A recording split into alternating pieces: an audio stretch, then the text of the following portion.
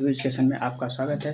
आज इलेक्ट्रीशियन का थ्योरी का जो है हम पेपर हल करा रहे हैं। ठीक, उनके संबंधित जो क्वेश्चन आपके पेपर में आते हैं। ठीक, देखिए दिया है पहला, एक ऑटो ट्रांसफार्मर में प्राथमिक और द्वितीयक बाइंडिंग एक साथ कैसे जुड़ी होती हैं चुंबकीय और विद्युतीय रूप में। आपको बताए थे कि कुंडली दो होती है, एक प्राथमिक कुंडली और एक सेकेंडरी कुंडली। ये बताए थे कि जिसमें से धारा दिया जाता है, जिधर से मतलब इनपुट किया जाता है धारा को, तो उसको प्राथमिक कुंडली या प्राथमिक कुंडली बोलते हैं, और जिधर से आउटपुट प्राप्त करते हैं उसको सेकेंडरी कुंडली बोलते हैं। दूसरा क्वेश्चन है, ट्रांसफार्मर में कौन सा स्नेहक, जिसको लुब्रिकेंट कहते हैं, प्रयोग करते हैं? प्रिस्टेन एक स्नेहक आता है केमिकल टाइप का, उसी को यूज करते हैं। ट्रांसफार्मर में लीकेज फ्लक्स निर्भर करता है किस पे? लोड धारा पे।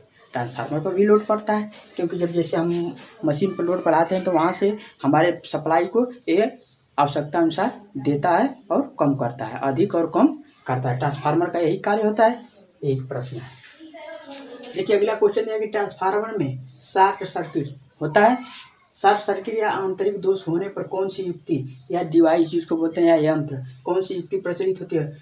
बुकोइल रिले। ठीक, बुकोइल रिले इसमें लगाया जाता है। बैटरी चार्जर में ट्रांसफार्मर का साइज निर्भर करता है। बैटरी चार्जर में ट्रांसफार्मर का साइज जो चार्ज करते हैं कैसे निर्भर करता है? बैटरी की चार्जिंग शक्ति पर, मतलब कितने वाट की है बैटरी या कितने वोल्ट की है। वोल्ट में बैटरी आती है, वाट तो आपका करंट में आता है। तो बैटरी पूछ रहा है तो कितने वाट, कितने वाट की है, ये वोल्ट की है। ठीक, बैटरी वोल्ट में आती है। तो जैसे जैसे शक्ति बढ़ती है वैसे वैसे ट्रांसफार्मर का साइज भी बढ़ता है। एक ट्रांसफार्मर में सेकेंडरी धारा शून्य है, अर्थ इसका क्या है? ट्रांसफार्मर पर कोई लोड नहीं है।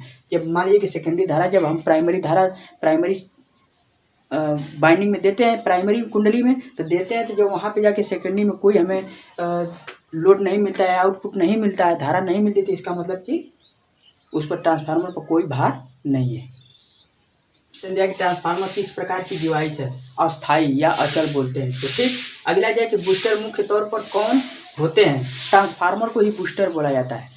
बूस्टर मुख्य तौर पर कौन होते हैं? ट्रांसफार्मर होता है। जैसे ट्रांसफार्मर एक उपकरण है, किसमें प्रयोग किया जाता है? ये कनेक्शन करके, जब कनेक्शन किया जाता है तो धारा को एक स्थान से दूसरे स्थान स्थानांतरण करने के लिए ट्रांसफार्मर का प्रयोग किया जाता है। क्या कहता है? धारा को भेजता है, धारा को भेजता है। जब उसमें धारा दी जाती है तो ट्रांसफार्मर उसको कम वोल्टेज में करके, जैसे 11,000 वोल्टेज होता है तो उसको कम करता है, 420 होता है, तो ऐसे करके ये ट्रांसफर करता है। और धारा को स्थानांतरण, कनेक्शन करके धारा को स्थानांतरण या विद्युत धारा को स्थानांतरण करता है। बहुत इम्पॉर्टेंट है आपका, जैसे एग्जामिनर आते हैं तब भी प्रैक्टिकल में पूछते हैं, या आपके पेपर में भी ये पूछता है। दिया है कि एसी को डीसी में बदलता है कौन? रेक्टिफायर। बहुत जनरल चीज़ है। डीसी को एसी में बदलता है इन्वर्टर। ध्यान से देखिएगा, एसी को डीसी में बदलता है रेक्टिफायर और डीसी को एसी में बदलता है इन्वर्टर। ठीक, इन्वर्टर या इन्वर्टर।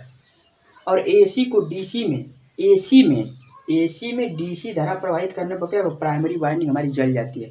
यदि एसी में गलती से डीसी धारा प्रवाहित हो जाएगी तो प्राइमरी वाइंडिंग जल जाती है, क्योंकि इसमें वोल्टेज घटता बढ़ता नहीं है। लेकिन एसी में हमारा वोल्टेज क्या होता है? अप डाउन होता है। इसलिए यदि एसी में डीसी धारा प्रवाहित करेंगे तो प्राइमरी वाइंडिंग जल जाएगी। देखिए ये क्वेश्चन आपके लिए इतना महत्वपूर्ण है और आप तैयारी करके जाइए। आपका ऑनलाइन पेपर क्लियर हो चुका है और 2018 बैच के जो हैं उनका भी पेपर कंफर्म हो चुका है। वो भी अपना एडमिट कार्ड आ गया है। अपने संस्थान से जुड़कर आप अपना एडमिट कार्ड या अपने उसकी विशेष परीक्षा की जानकारी के बारे में संपर्क पर बने रहिए।